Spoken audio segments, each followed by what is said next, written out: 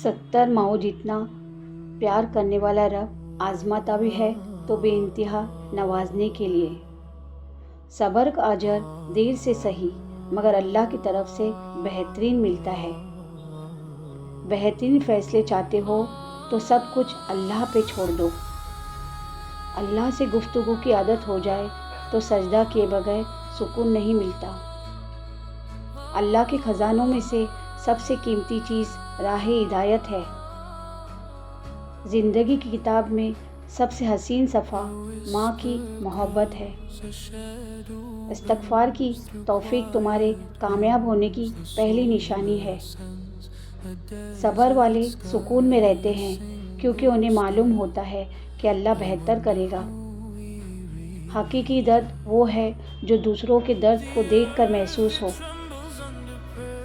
दूसरों के लिए दुआ करने से वही दुआ आपके हाथ में जाती है। इंसान का बेहतरीन साथी उसकी सेहत है। अगर सेहत साथ छोड़ जाए तो फिर इंसान हर रिश्ते के लिए बोझ बन जाता है।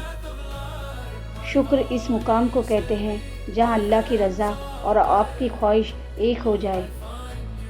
सब कुछ मैसर होना ज़िंदगी नहीं, बल्कि जो कुछ मैसर है इस पर खुश रहना और शुक्र अदा करते रहना ज़िंदगी है।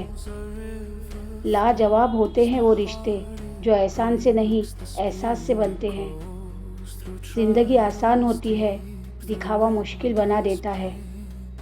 हसद करोगे तो कुछ ना पाओगे, शुक्र करोगे तो गिन ना पाओगे।